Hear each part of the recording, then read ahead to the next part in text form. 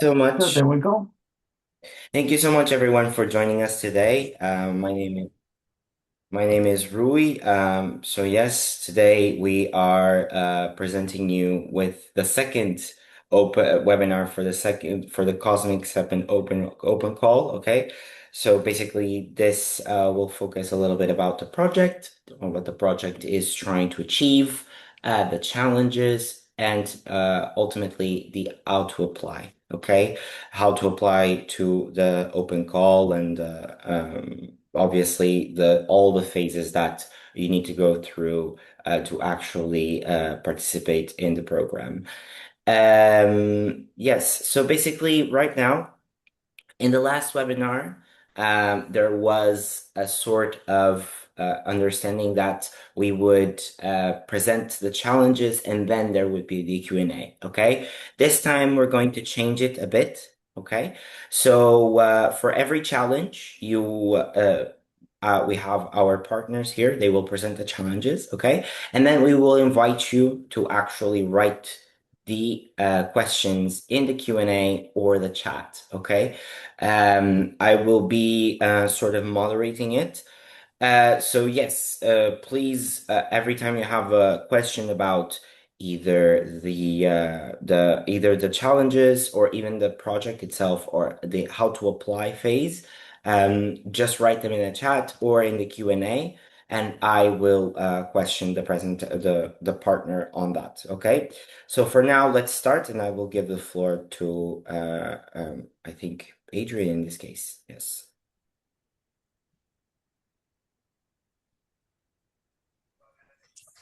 Hello, everyone. Good morning. I would like to welcome you all to this webinar. I will begin by shortly introducing our Cosmic project, what we like to call our project of projects, because we don't focus on just one thing, but we try to tackle different use cases within the same structure of the project.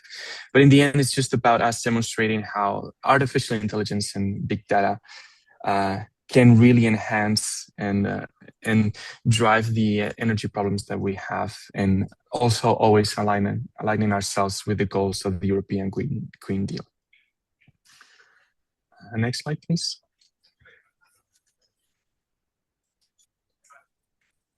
You can go to the next slide, please.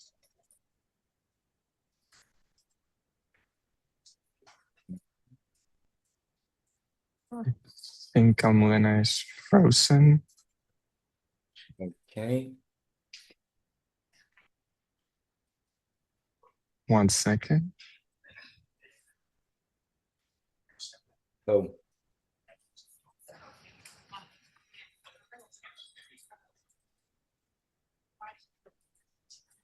okay, wait a second.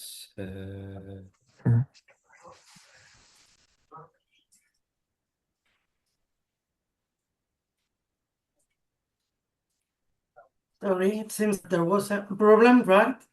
Mhm. Yeah, I technical problem, but yeah, great. Okay, sorry. no worries. So we have our project of projects, as I said before, but our main goal resides in these objectives and main activities. So we have three main objectives, usually focusing on optimizing the energy sources through the creation of different AIs and the collaboration of our core technical facilitators, and of course, creating new scalable programs. All these developments will be integrated across 15 pilots, which demonstrable results. And with all of that, we train to demonstrate the AI readiness of Europe, but also developing scaling strategies through industrial ecosystems. We aim to obtain all of these objectives by our main activities, which are the open calls. This is our second open call. We had a first one back at the beginning, ended at the beginning of this year. And now we have our second and final open call to join the developments of the CTFs and add to the innovations provided by them. All of these packages that we create will be developed and implemented into these large-scale pilots with access to real data. And finally, and also very important for us, is the development of training materials, so that we make sure that this innovation does not stay only in our pilots, but there's also spread across and it's used way after the project has finished. The way we tend to work combining our open calls and our testing is through these 3 steps. We have first the selection of certain innovations. So we have found challenges of all the use cases that we have so far, which are gaps in our developments that needed to be taken care of. Through this, we fund innovation and data-driven solutions for startups and SMEs that apply to those challenges. Once the solution is developed, is tested and integrated into different pilots. And finally, we try to scale up for, or we are aiming to scale up for long-term impact. Again, to make sure that this is not just something that works for the CTFs and the SMEs and the pilots in which it's tested, but it also has the possibility to go further beyond the span of our project. With this, we have these expected results, which is, of course, significant energy reduction, a creation of new industrial ecosystems in the NR. I would say one of the main purposes as well, and I think something that we are deeply committed with, is the strengthening of European leadership in AI and the technology. We are facing now a world that is as is, and we need to strengthen and we need to create our own solutions for this. But we should never forget also the societal impact. All of this results have to translate into the reduction of energy costs, reduction of energy poverty, the improvement of resilience, and be aware of the climate challenges that we'll be facing, but also the democratization of the AI market, making sure that everybody can access to these tools. As general remarks or as an overview of our project, this is us in one clean picture and 9 or 10 different figures. So we are 21 partners across 9 countries. We began back in December 2024 and we'll be here all the way to December 2027. So we're in the middle of our project, as to say. And well, these are all the partners working in our project. And I think now we can go dive a little bit deeper into the different challenges that we have. So I will begin with the first one, which is basically the construction and development for a digital power team twin for Porto Baleares. At the moment, there is a lack of awareness of the data and the usability of the data in Porto Baleares, and we're trying to enhance their operations by providing this for power digital twin. The idea is, as an ideal solution for us, is this real-time digital twin that ingests heterogeneous data to accurately model port energy flows without requiring new hardware sensors. Basically, we already have access to the data that we want to show, but it's now scattered and it's heterogeneous, and we want to make it possible to the port authorities that they understand it and they use it a bit better. For a second challenge that is also had to do with Porto Baleares, is very important for us because they want to create new solutions, new hardware solutions within their system. Specifically, they want to add PV panels for batteries. But as with the case of the digital twin that we saw earlier, there is a lack of awareness of what is the best solution for the use case. So for this, and it's not just about buying a lot of things and maybe with the hope of using them, but our ideal solution, again, is to have this semi-agentic simulator that analyzes the data that we have and how new assets like PV panels or batteries could improve the historical behaviors. Um, Finally, this is, as you can see, these three challenges are very close integrated to one another. Although they are separate challenges for us, they are kind of the same world of solutions, if you will, the same super challenge, if you will. And we have this optimization management system, which has to do mostly with taking the information of the energy data and providing suggestions, optimizing real-time operations and financial incentive forecast measures. Finally, we go out for another partner, Photon, one of the other pilots. In this case, we already have one challenge having to do with predictive maintenance for PV panels. So basically, there's a software that takes care of which PV panels are closer to failure, and that is already identified. But now we have a second level of optimization about the scheduling of these maintenance. So we know the certain panels are going to fail, but we want to know where would be the best time to schedule a maintenance for some of them, most of them, or all of them at the same time. Our criteria for this doesn't have to do just with which panels are closer to failure, which would be what we get with the predicted maintenance that we have so far. But we want also to add to this criteria the fault urgency, but also the downtime of production. How much time, how much energy we're going to not produce because those panels will be down for a bit, and put all that into one unique tool.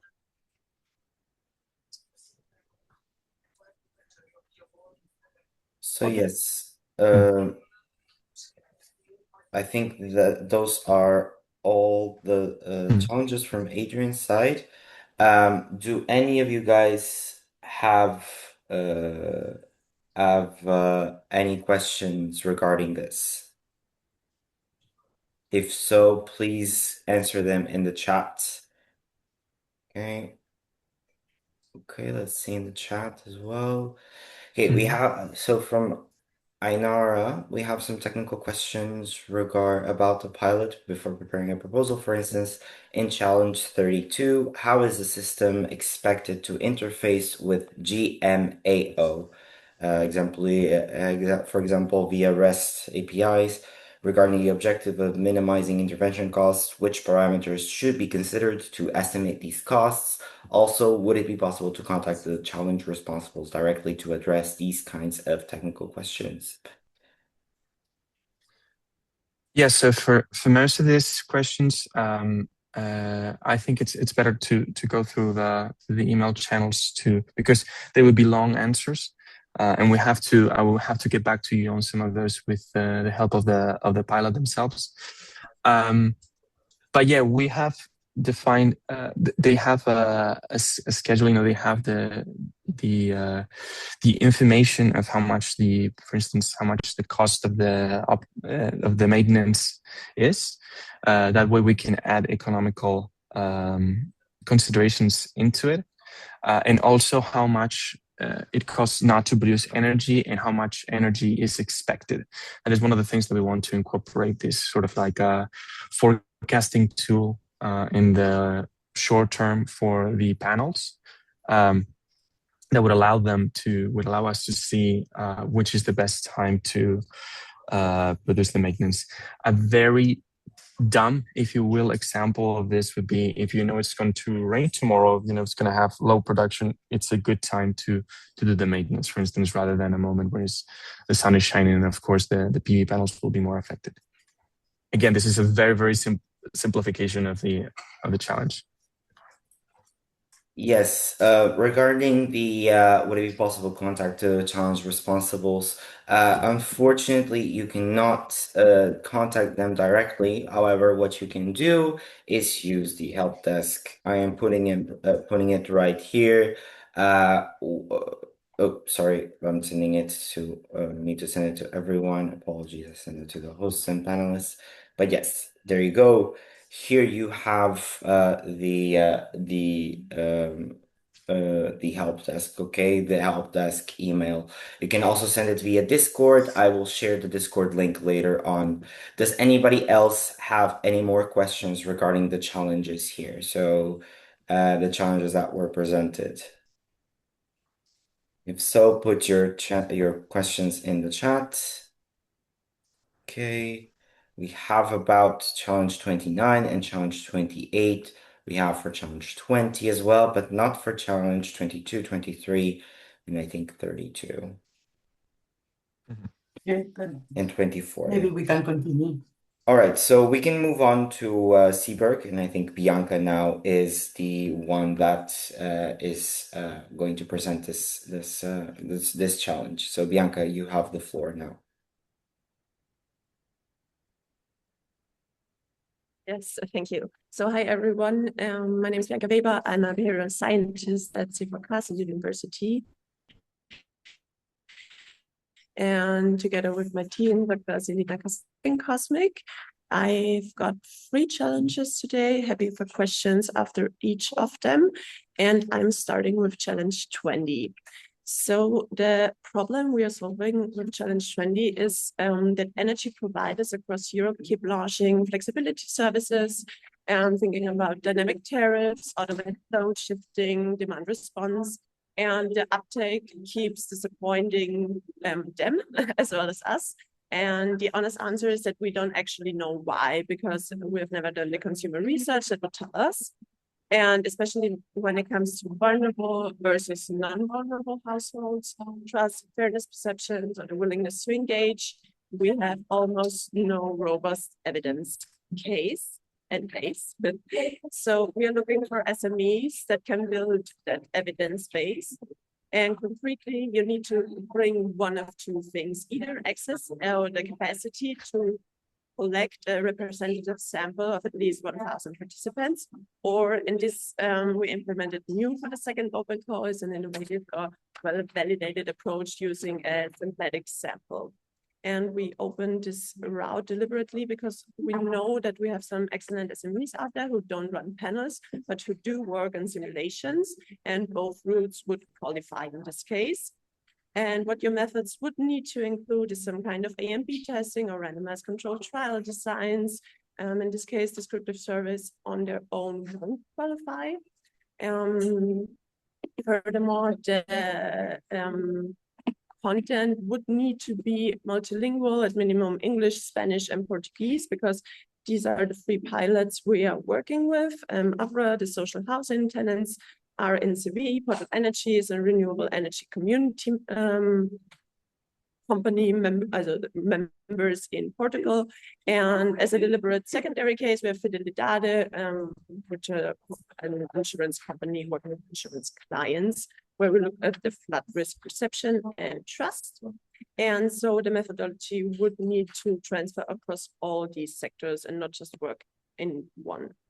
And so our ideal applicant for this challenge is either a consumer research firm that has already run EU online panels with, for example, discrete choice experiments, capability or simulations and synthetic data SMEs that can also defend their synthetic methodology against real anchor samples.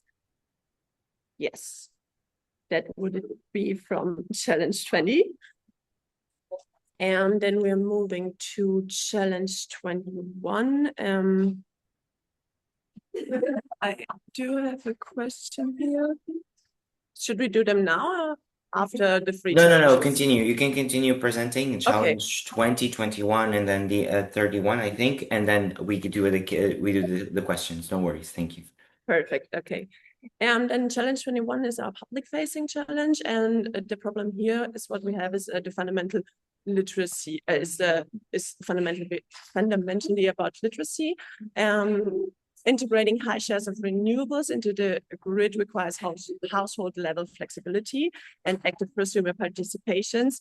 But as you can imagine, for most citizens, flexibility is quite an abstract concept. So the link between what they do in their kitchen and what happens on the grid is invisible to them. And without that kind of public understanding, all the technical AI optimization that Cosmic is developing currently doesn't actually translate into sustainability gains. So what we want you to develop is a free open access and multilingual web game that closes that gap. And here's one point I have to make is because we are working with those pilot cases and most applicants could misunderstand the brief. This shouldn't be a heat pump game. The pilot anchor is Daikin, yes, and heat pumps are one concrete example, but the required content is much broader. So we need the SMEs to really understand renewable variability, demand response, load shifting, small scale prosumer production like a rooftop PV or grid resilience. And players should be able to explore the trade-offs between comfort, cost, emission, for example, and see how their choices then ripple through the system. And we have two non-negotiable things. First, the co-development, of course, with other cosmic partners is mandatory. So we do not want you to develop the game in complete isolation. We pair you with our pilot Daikin and also with us, a social rights partner. And second, the impact measurement has to be built into the game from day one and not to be bolted in afterwards. So the game has to be designed to plug into the cosmic impact evaluation framework, where we, for example, measure knowledge acquisition, behavioral intention, engagement, completion rates, and a lot. So once again, our ideal applicant for this challenge would be a serious games or DTech SME with prior work in energy and sustainability content and in-house or partnered up behavioral design capabilities, and at best a track record of measuring the learning outcomes and not just the downloads or completion rates. Thank you. Yeah. And then we have the challenge 31, which is AI-driven social support tool. This one is co-led with our technical lead, the CTF, University CV, where we do not have anyone here today, but I'm trying my best to represent them. But as far as the questions go, I can do the user engagement thingies. For the technical questions, I would need to refer to my colleague, Raphael. So what we here have is our pilot partner, AFRA. As I said before, a public housing agency in Andalusia. They have more than 50,000 buildings in Spain, but this is just a long-term replication horizon. The actual challenge 2 pilot scope is much smaller. We have 2 AFRA buildings in Seville with about 110 apartments, and 2 expected is about 20% tenant participation, and that would be the real validation set we are working with. And the problem AFRA is facing is that in their words, they have very fragmented data and time-constrained manual assessment. So they have the building data, they have social information, and also increasingly have monitoring data. And via the challenge 1, there is currently a digital twin developed, but those worlds don't actually talk to each other yet. So a planner, or in this case, a social worker who is trying to decide, for example, which apartment gets an intervention in winter, is essentially doing some kind of manual triage. And what we want you to develop is a decision support tool that fuses these different data layers and gives them, for example, a ranked or at least interpretable recommendation they can use in the daily workflow. And what is also important here is that on day 1, you have, for example, AFRA management data, building data, and also our social questionnaires data to work with. But over the course of the support program, more data will come online, like indoor monitoring or the digital outputs of the digital twins and a consumer app for tenant communication. So your tool has to be modular and scalable from the start on. And we have 2 constraints there. One, the outputs have to be very usable by non-technical staff, for example, social workers in this case. And 2, privacy by design is also mandatory because the APRA talents are a very vulnerable population. So, and trust is also not very high. So you have to keep this in mind while developing this support tool. And our ideal applicant would be some kind of civic tech or GovTech SME with prior experience in shipping decision support making tools to housing agency, public health, or social services. Exactly. Open for questions. Okay. Okay, great. Thank you so much, Bianca.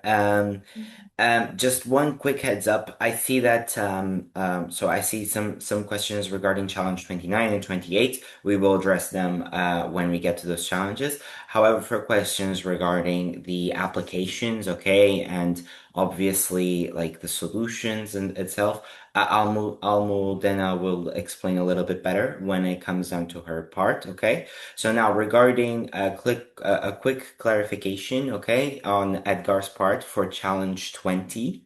So will the pilots facilitate the direct contact and recruitment of the participants, or is this the responsibility of the applicant? Furthermore, if it falls to us, the applicant, are we strictly required to recruit from the specific pilot populations?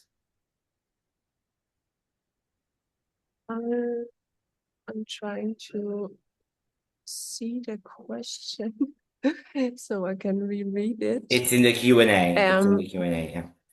So I don't see it. Okay. So if I understood it correctly, no, because you can also do like a panel and then the recruiting would be happening on the panel provider part. So you do not need to facilitate just the pilot persons. And if you do synthetic data, I don't think this translates there as well. So Okay. I sent you via the chat so you can take a look at it and read it properly, okay? So that you can see as well better. If anybody else has any questions regarding these challenges, okay, it's challenge 20, 21, and 31, please write them in the Q&A or in the chat so that we can obviously address them. Okay, did you see, Bianca, the message that I sent you? Yeah. Okay. Yeah, exactly. So it kind of depends which kind of database you're providing, because if you have synthetic data, this is not applicable.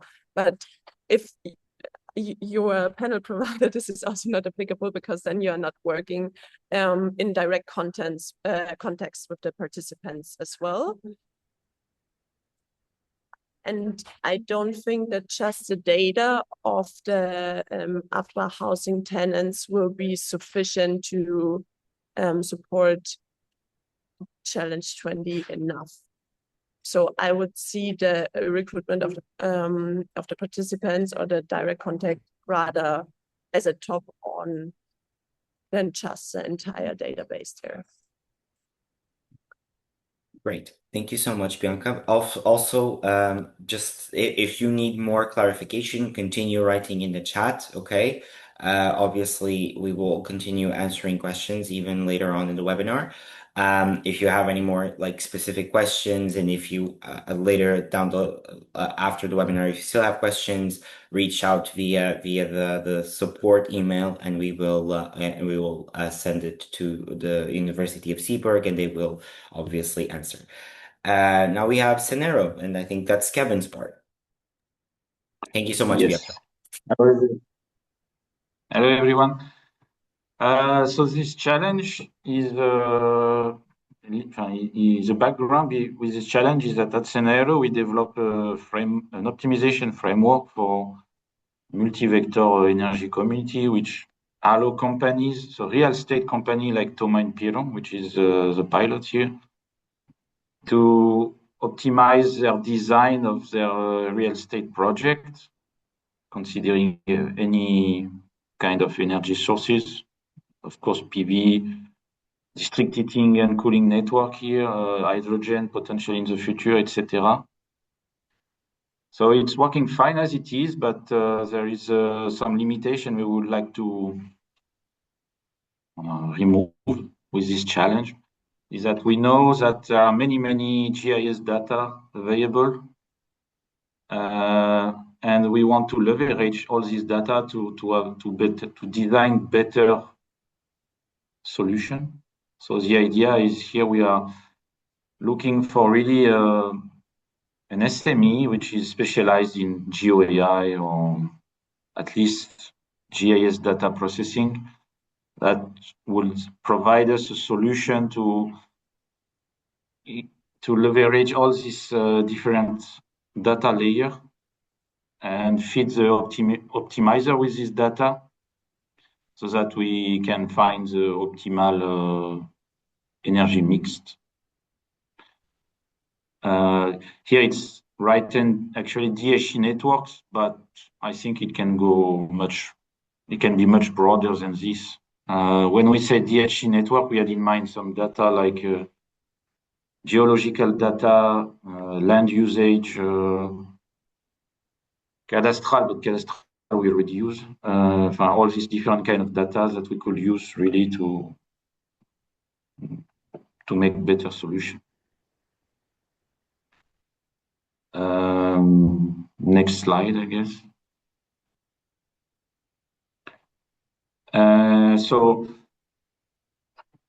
Challenge 25 is more about improving the inputs we use to optimize.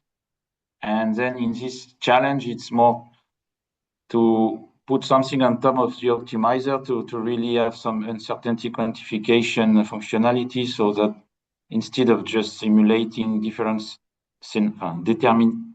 simulating deterministically different scenarios, we want to have some uncertainty propagation in the optimizer and have really range, of uncertainties on see the effect of the different parameters and consider the uncertainties we can have on the demand profile we use, the energy prices, the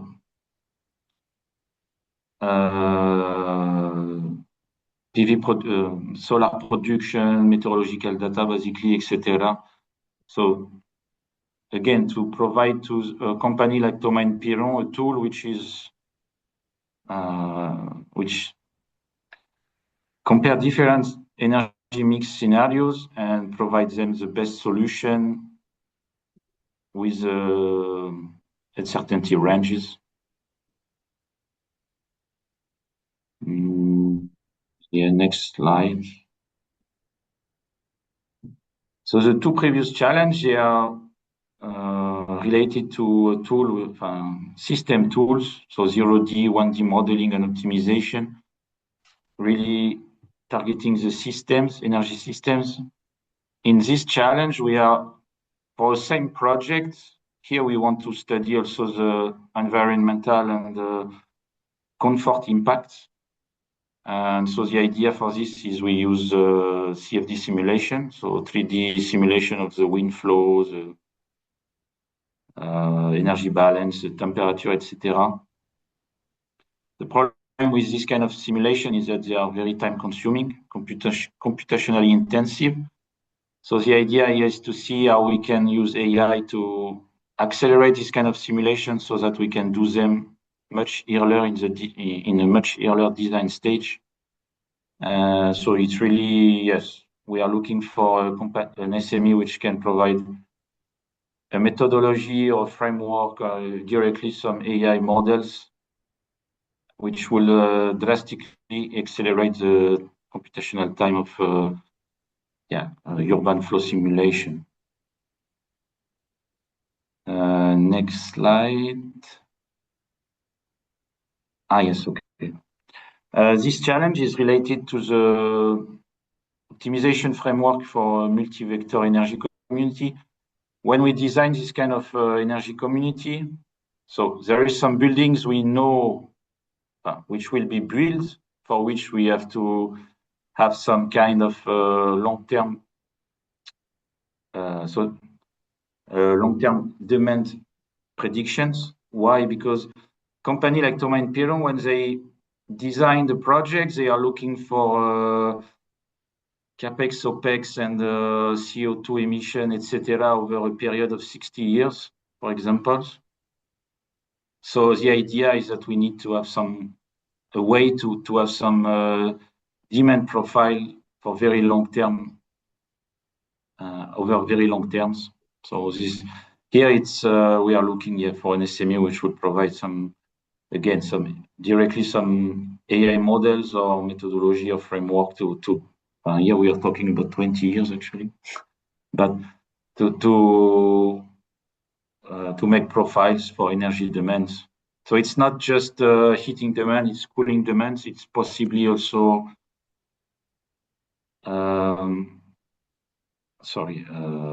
water consumption, hot water consumption, cold water consumption, electricity consumption. So all the panels of the different kind of energy you will find in a building, basically. And yes, I guess that's it. Any Okay. questions? Yeah. All right. Thank you so much, Kevin. Does anybody else have questions for these challenges? I don't know. I think my internet is a bit unstable, but does anybody else have any questions regarding the challenges that Kevin presented? Yes, I can see the question from Great. It's your Laz. So currently the TP platform, we have 150. So Tom and Piron, they build mostly multi-residential apartment buildings. So currently the TP platform, we have 6 buildings, which in total is 150 apartments. We have the data from the smart meters and some sensor inside some apartment for the past 5 years. And during Cosmic, they will increase to 300 apartments actually in the database.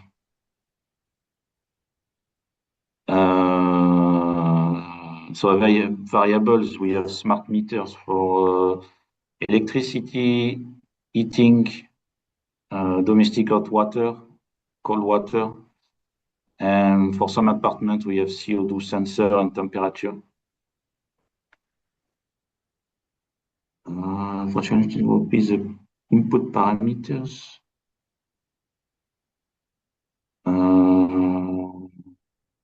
Yes, okay. Input parameters, it will just be the building footprint, the number of floors, the location, the usage of the building, if it's residential, commercial, etc.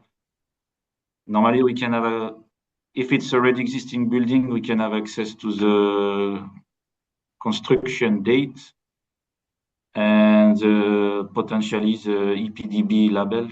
So we get all of this.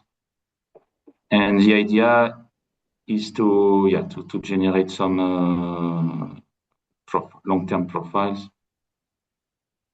The format of the output, this is quite free.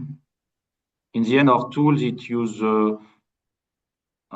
some time series. So it's either in CSV format or in a database, or we get them through an API. We just need some time series. We don't require the solution to be a necessary open source or not. So it can be, we just need the data. So how you provide them, it's up to you. Ideally, the framework we have is in Python, but I don't know if it answers to the question of Frisfeld. I think that's it. Great. Anybody else has any questions regarding not just challenge 34, but the other challenges as well that were presented now? All right. If not, we can move on. So thank you so much, Kevin, and we can change now to Salvador.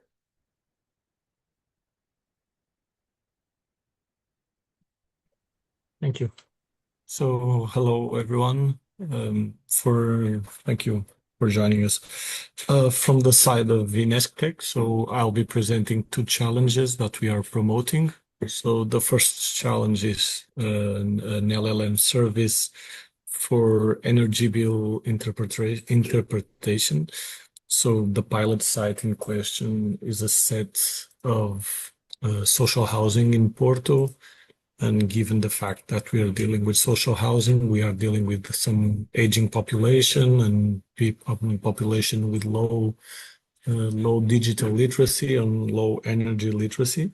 So the goal is to develop a self-contained large language model, something that is deployable at the edge device. So it can't be a very large language model that essentially will help the users to know how to interpret the information they receive monthly or whatever the periodicity is they get their energy bills, and helps them interpret the information. What are they paying for, how much they are paying, the tariffs that are included, what are the different values, what is the contracted power, what is the peak power, the valley power. So to give them a tool that helps them get more in touch with their energy consumption and helps them make future decisions if they should change the provider or not. And for this, we would need then the large language model to be trained on this type of function and not just be a general large language model. So it should be only dedicated to this. And as this is a very niche problem or very precise problem, it could be, the goal is that it's deployable at the edge, so by an edge device. So this is essentially the description of the problem. So as you can see, what we want is to empower the consumers so they can have a better public awareness, and yeah, it should be able to read either a photograph, because many of these people still receive their energy bills by the mail, or if so they get a paper copy. So it should be able to read the photograph or ideally a PDF that they receive by email, but it should be able to do both. And then it should be able to have small conversations if they have any questions about any specific parts of the energy bill itself. So any questions regarding this challenge? Yes, we have some challenges regarding 29, okay? But let's move on to challenge 13, then address all of it together. Okay. So for the second challenge that we are promoting, it's a renewable energy community discovery and onboarding platform. And very quickly, if you want to think of this in a general way, you can think of it as a LinkedIn for renewable energy communities and people that want to participate in renewable energy communities.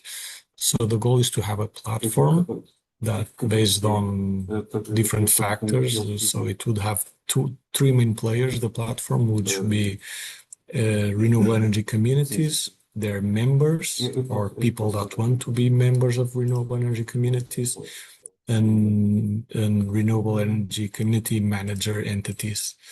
The goal is for either to manage existing communities and have the processes available for new members to join. So the community could post, for example, we are looking for a prosumer or a consumer with these characteristics, which has this power available, this installed power, photovoltaic, or that can consume at this time.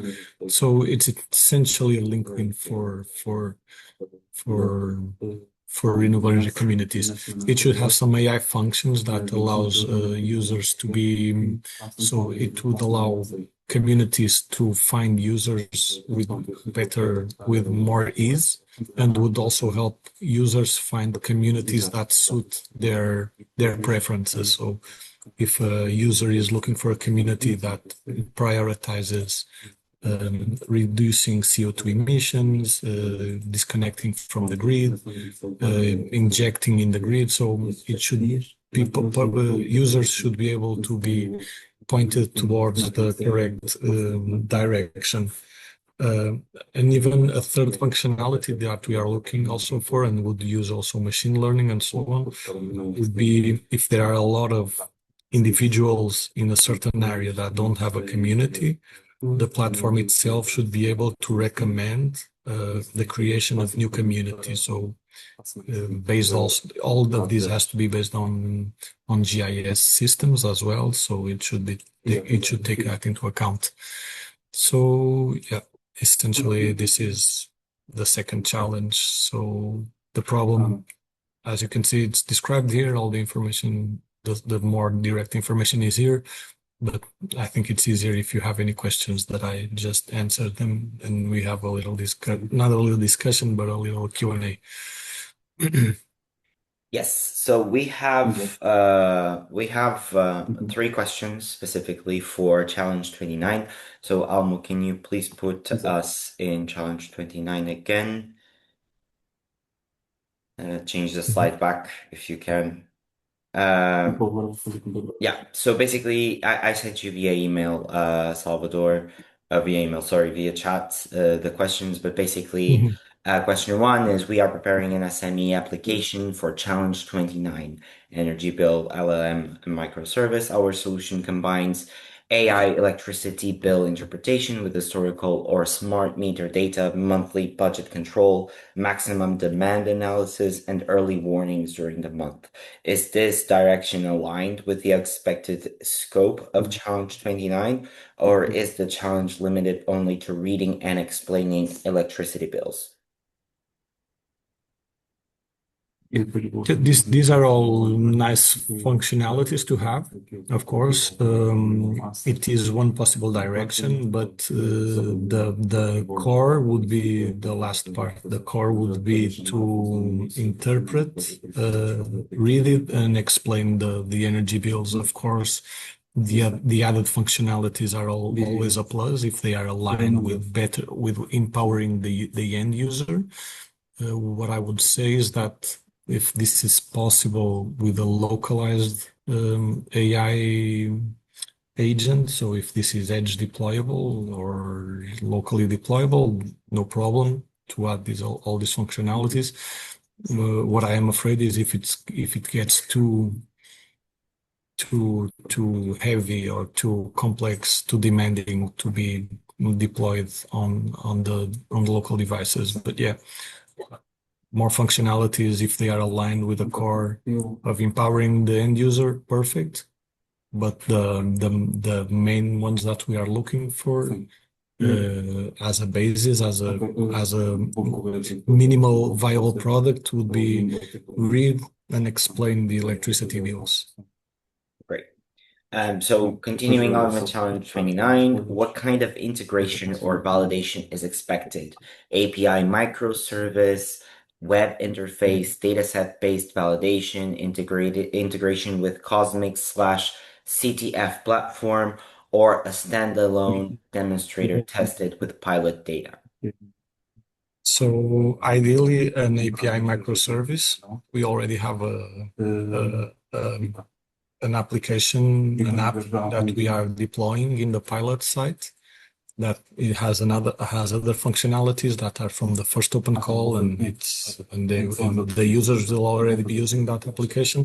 So ideally, it would be an API microservices to be demonstrated with the pilots, within the pilot. So with real data that we hope to get from the pilot as users start using the app. Great. And the third and final question, also for challenge 29, will the Cosmic team or CTF provide real or anonymized data, anonymized electricity bills, tariff structures, sample consumption data, and API integration, API/integration requirements during the project, or should applicants already have access to such data before submission? So regarding the electricity bills, the structure and the documents themselves, they are readily available. So at least the overall structure that we're expecting them to have. The tariff structure also, it's readily available for the Portuguese, at least for the Portuguese test pilot. Regarding the actual data, so from the pilots, it would be as provided. So that's something that we need to discuss, is how we would pre-train the model. So if we can pre-train it with existing publicly available data sets, or if we'd have to wait a couple of months in the beginning of the project to gather the data, train the model, deploy the model, and then have the users use it. Regarding, that's one of the reasons that we wanted to be locally deployed or deployed at the edge, is the problem with anonymized data, and that is one of the reasons that we don't want to simply use ChatGPT or Claude or some available LLM and just give it some very, very shallow training, because we don't want the data to be shared with those entities. Okay, thank you so much. Does anybody else have any more questions regarding challenge 29 or challenge 30? Okay. If not, you can, if you have, we will continue addressing them in the end. Okay, at the end. Okay. So now, thank you so much, Salvador. Now, let's talk about challenge 27 and 28 from Adrian. Hello, everyone. Good to see you again. So I'm going to talk about 3 challenges that belong actually to SME. So I'll be representing them today. The first one has to do with one of the processes in any wastewater biological reactor at the treatment plants, which has to do with the aeration of aeration processes. At the moment, they follow very strict, rigid rules about how to use it. And the idea to incorporate a new solution to both monitor all the data that is being generated at the moment with a digital twin, but also there's an AI optimizer side to generate dynamic cost-saving aeration schedules. Basically, trying to move the aeration process to when it's better fitted for energy production and having to do with real-time historical data and energy prices. We want to, with this, of course, reduce the energy usage and emissions in wastewater plant treatment. But there is also very important that this comes with the caveat of not altering the water quality of so that it doesn't fall behind in any of the regulations. We can go to the next one. In the same kind of area also, there is the challenge 28, which has to do mostly with the optimization of the different options that this wastewater treatment plant have. In this case, you see there how they have the biogas generation, solar panels, PV production, and grid exchanges. The idea again here is to have an energy optimizer that allows to forecast the needs and better serves the energy coming out from all of these sources, so that it's also have the most profitable, but also the most eco-friendly energy exchanges. So the idea here again is that if you have suggestions or you have this optimizer that shifts the generation or the consumption of the energy to the solar production, biogas generation, and grid exchanges. Finally, we have from Granollers Mercat, we have the Energy Community Marketplace. This is due to the current isolation of the different energy production or energy consumption items. So it's very difficult there is not an existing mechanism to share or sell energy fairly to nearby businesses within a 5 kilometer radius. Here, it would be more of an energy community creator plus the marketplace. So there is this AI-based marketplace that allows us through a very user-friendly GUI that optimally matches local energy producers and consumers while respecting any tariff constraints that may exist.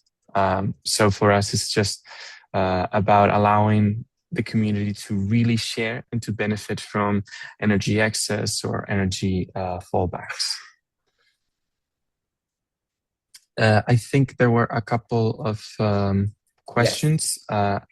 Yes. I will try to solve them. I'm not a fully expert, so I will recommend you to, for the more technical questions as well, to share them through the email to the help desk, so that the technical partners they can provide you a much better answer than the one that I might give you right now. But for instance, for the challenge 28, that the first question that is what exactly counts as an AI-based optimizer, where AI forecast plus solver-based NLP dispatch optimizer satisfy this, or do you expect AI to make the optimization decisions directly?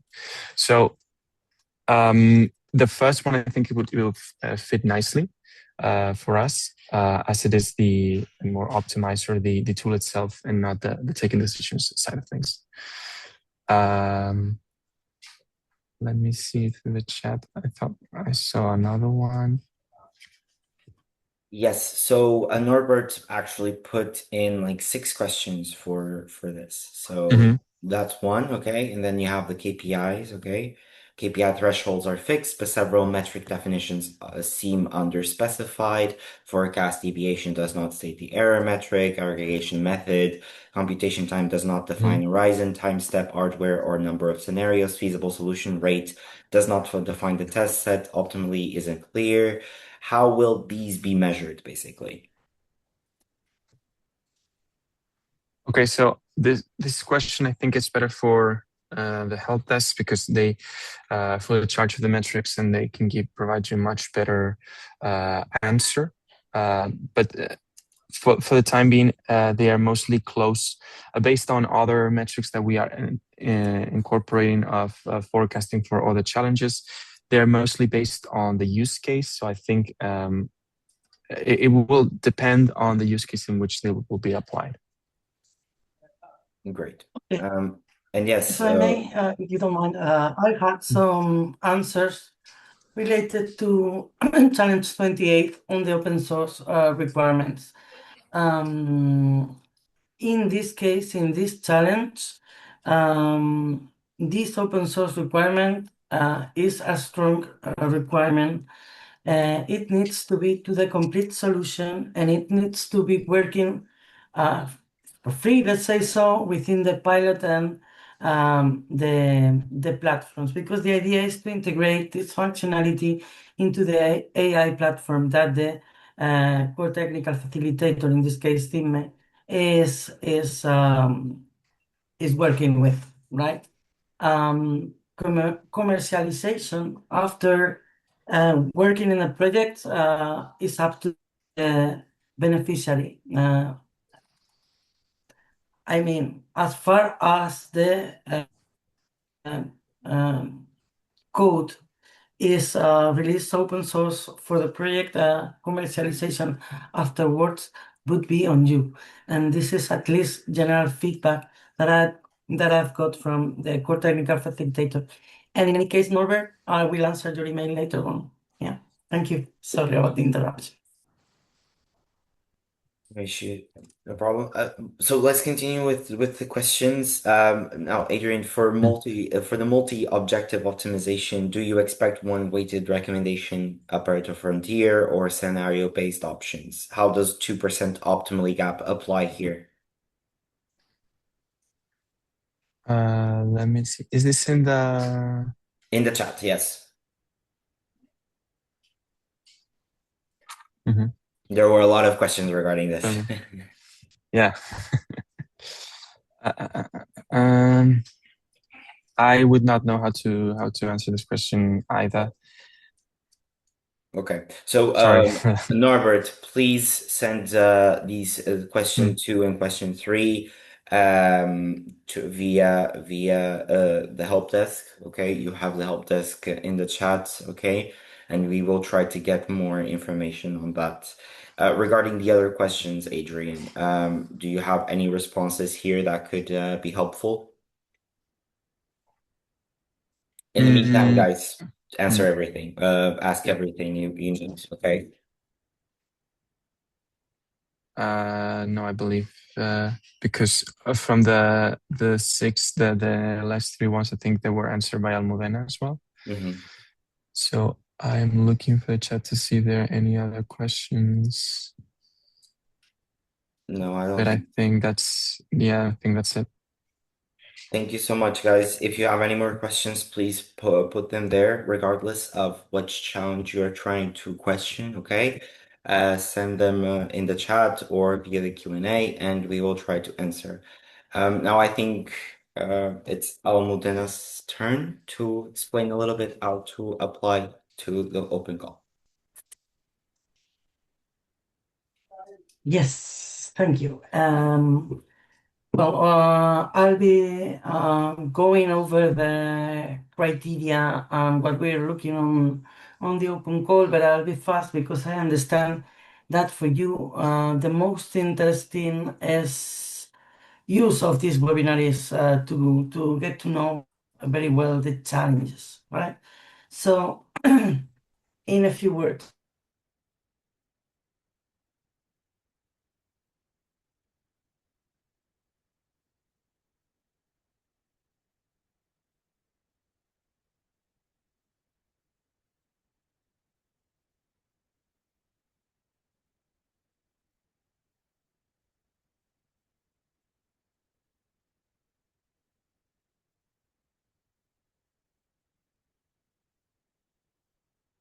Right.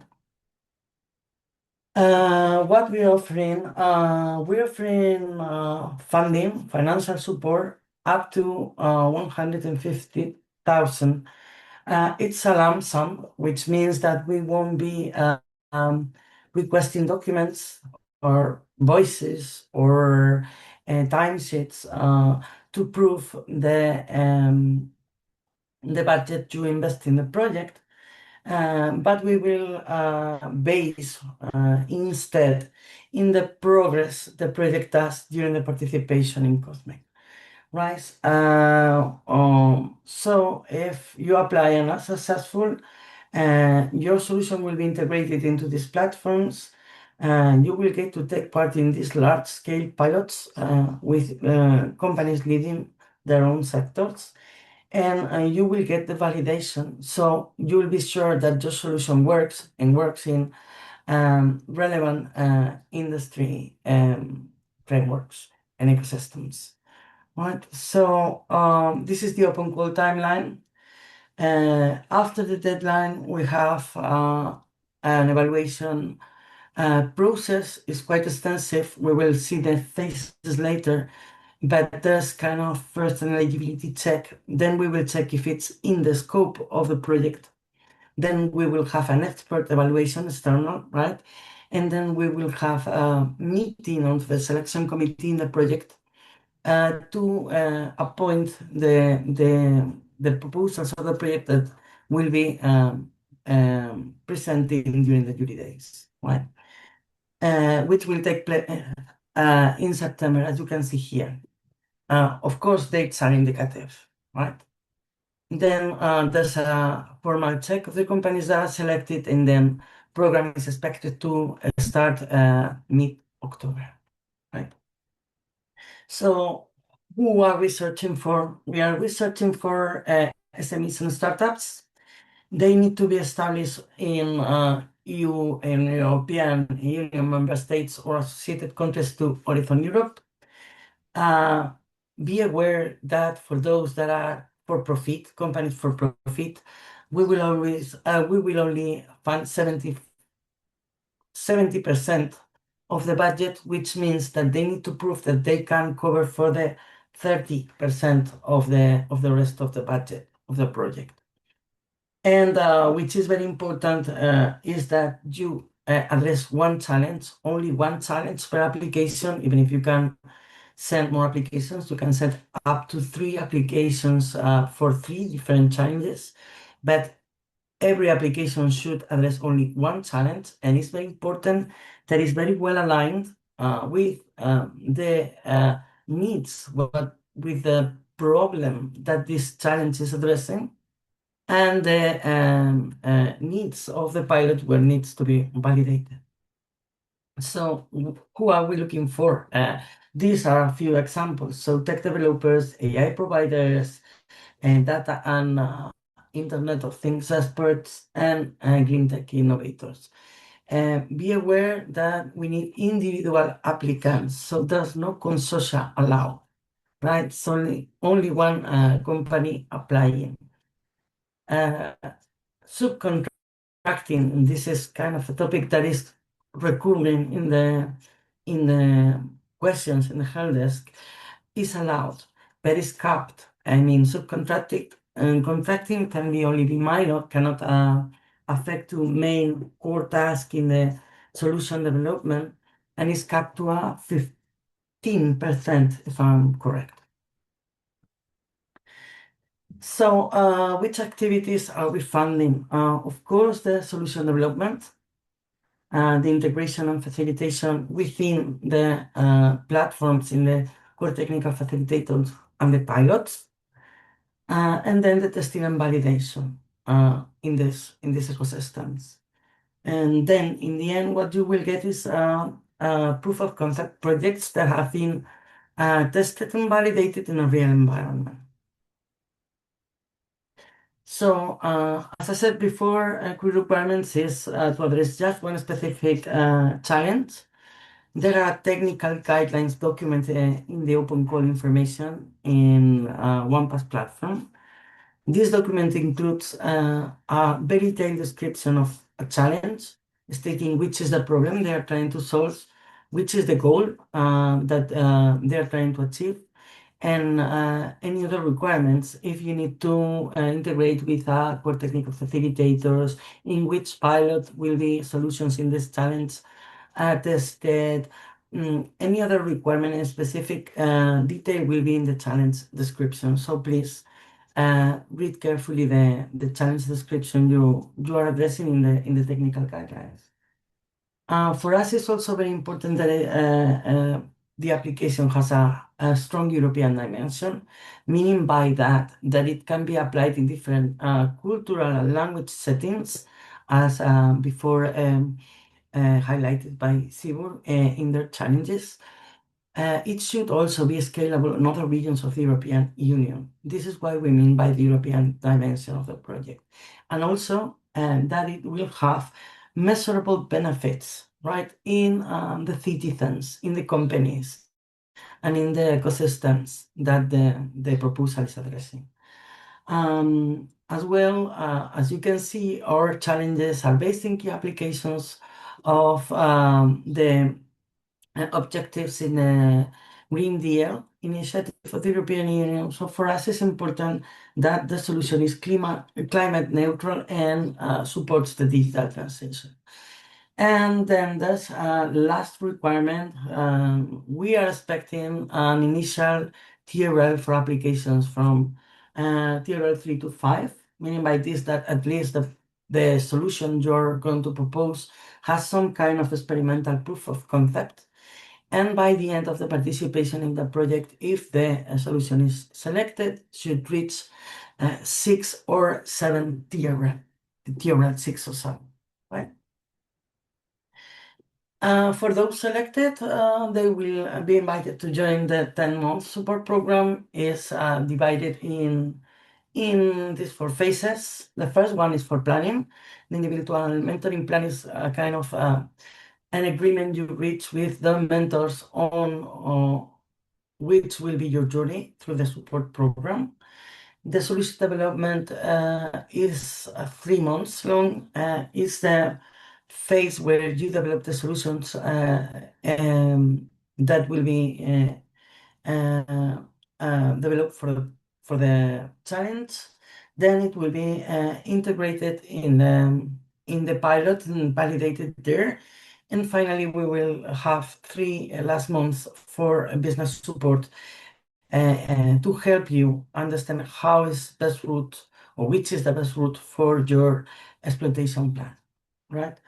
On the selection process, and somebody was asking before about this, we will have these stages. There's an eligibility check to make sure that you are eligible, you comply with all the requirements that we've explained before. Then we will check the in out of the scope. If the proposal is well aligned with the challenge needs and the cosmic objectives. Of course, it's important your solution is technically excellent, good proposal, good solution. But on top, it needs to be aligned what we need, because otherwise solution can be very good, but it won't contribute to our objectives. So this is basically the purpose of this selection stage. The selection committee will validate those applications which are clearly aligned with the challenges and the project goals. Then we will have an external evaluation by external experts, and from the best score by challenge, we will select only a few, around 30 to 40 participants that we will listen to during the jury days. And from those, we will select the beneficiaries, as I said in the very beginning, up to 13 as a maximum, right? And those which are selected will go through a formal verification and then the signature of the subcontractor, right? This is the tranches of funding that will be released in each stage with the same structure of the program I explained before. This is the deliverables that we will be requiring to measure this progress I was talking about to comply with the lump sum model. This is the duration, okay, of each of the phases. And I think this is it for the open call, and I would suggest you make use of this time to ask your mentors or technical partners here, which they know the best the challenges and can help you with any questions that you have technical. It will be Exactly. faster. Exactly. Thank you so much, Almudena. So yes, regarding the people that I just want to give a brief note, okay? Regarding the presentation, okay, and the slides and the recording, they will all the recordings will be accessible via YouTube, okay, and they will be shared with you via email as well, and the slides as well via email. What I would suggest is you keep an eye out on our Discord channel, okay? You can even ask questions there. You have here the links. I'm sending it to you, okay? Then also the recordings will be accessible on both Cosmic YouTube and Funding Box YouTube. So I would suggest you subscribe to either one of them, okay? We will upload them to YouTube, and you will get the notification once it's there. But yes, so take that into consideration, and yeah, regarding the recording will be available and will be accessible whenever you want. If you go to the YouTube channels, you will see that the webinar one that we did a couple weeks ago is already there. Okay, so it's already accessible. You can watch it, you can review it, and if you have any questions, you can send it via Discord, which is there, or via the help desk email that we already shared. So yes, regarding questions to you, Almo, we had a question before when the webinar started. There are 16 challenges, and the guidelines say 13 projects will be selected. Can you relate to it, please? Can you explain why, basically? Yes, there's a number of challenges we needed to address or cover. We can only select 13 companies as a maximum, maybe not even 13, it's up to, right? But we didn't want to restrict on the challenges that you can contribute to. This means that some challenges may end up with no selected company. Yes, this also happened in the first open call. If the solutions that we get are not well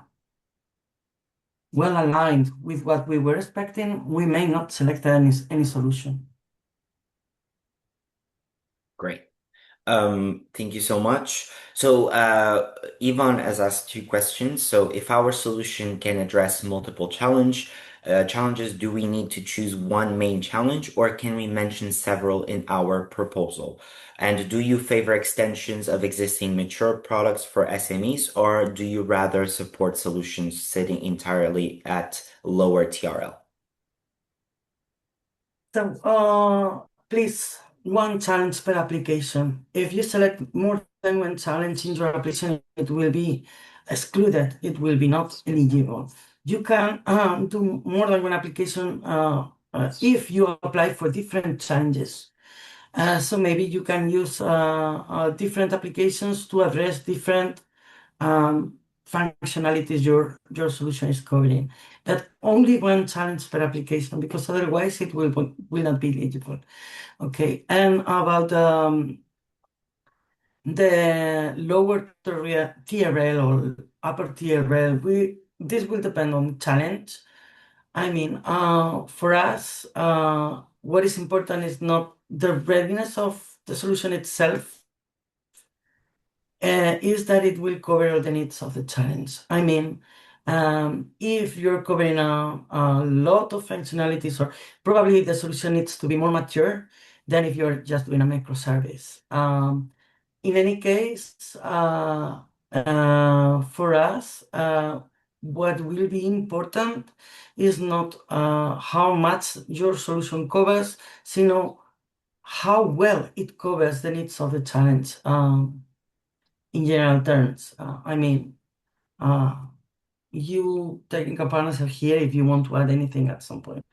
Yes, interrupt me. Yeah. So more questions? Okay, yeah. So from Ainara, you mentioned that proposals must be built on a solution already experimentally validated at small scale. Could you clarify what type of evidence is expected to demonstrate this? No, we are not asking for evidence on how your app or your solution has been proved experimentally. It should be kind of understandable from the proposal. When you explain what you've done, what your solution does, which is the level of development you already have, we will already see if you already had this proof of concept or not. This will be validated by the external experts. Yeah. All right. From Daniel, is there a provision for US-based SMEs to participate? I'm sorry to say no. We need companies to be established in the European Union or associated countries to audit on Europe. Yeah. Sorry. So the associated countries is listed as well in the documentation, I believe. So please go through it, and you will see that the list of associated countries that are in line with this, okay, and also EU as well. Okay, so you already answered this. We will favor solutions. Okay, thank you so much. Roberto is asking regarding challenge 35. So this is for Adrian. What historical data from the Granulars Mercat pilot will be available to selected projects?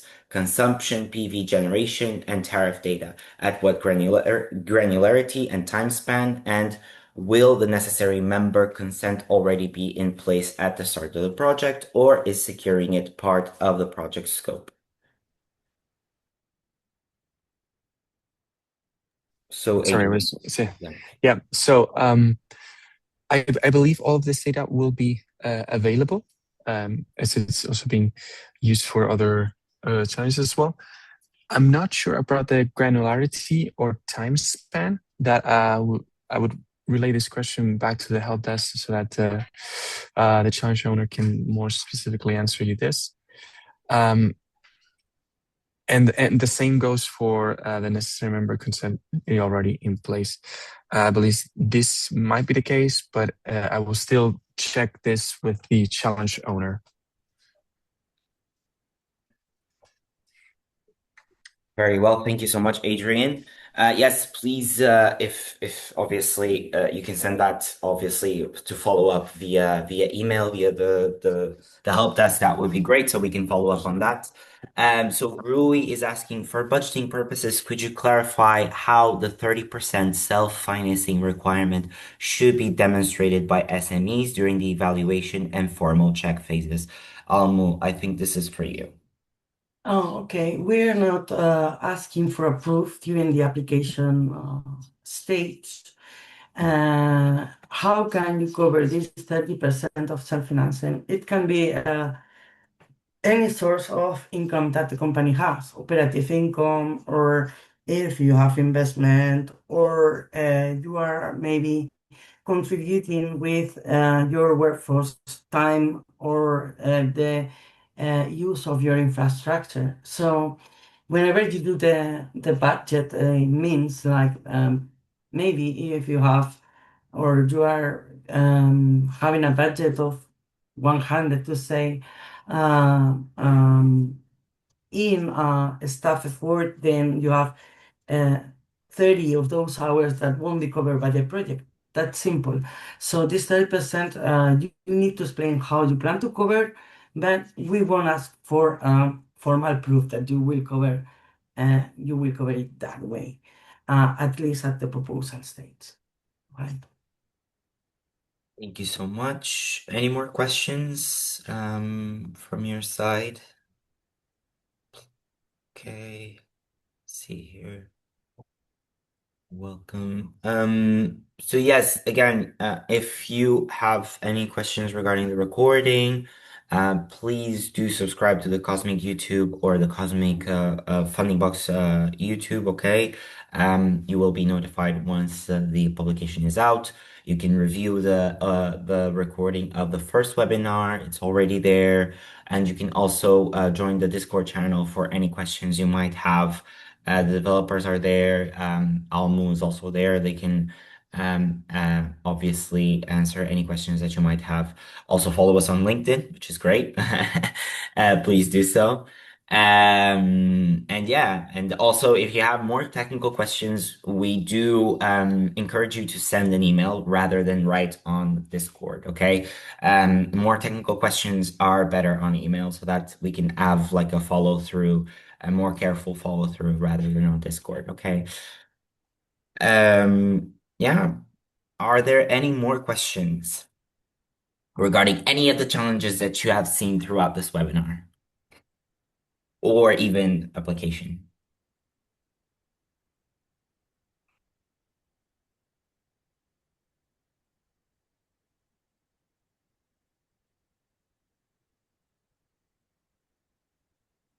What is the timeline? To So, apply until July 20th.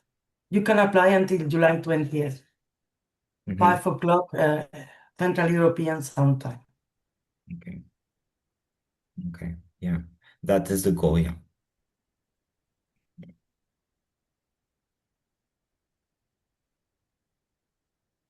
Any more questions? If not, I think we can close. We have, if there are no more questions, we close at 11:30. All right. Can you please copy the link for the application, Roy, if you have it at hand? Because you can see here all the documentation. There's the guide for applicants. There's the technical guidelines. Mhm. There's a template of the subgrant agreement that you will sign. If you have doubts on IPR or open source, I would invite you to check the template of the subgrant agreement, which some of the points are covered. And I will answer the help desk. Take into account that when you have technical questions, it will take some more time to answer them because I need to translate them to technical partners and then come back to you. But we will answer all of them. in any case. Yeah. Yes, so you have there the application page. So yes, review the documents there and see whatever if you have any sort of questions, please pose them via the channels available. Okay, I see that there are no more questions. If there are, reach out via email, reach out via Discord, and I think we can close this. Thank you so much, Almo. Thank you so much to our speakers as well, to our partners, and yeah, that's it. And to our participants as well. Thank you so much. Have a wonderful day, guys. Thank you. Thank you, everyone. Bye bye. Bye.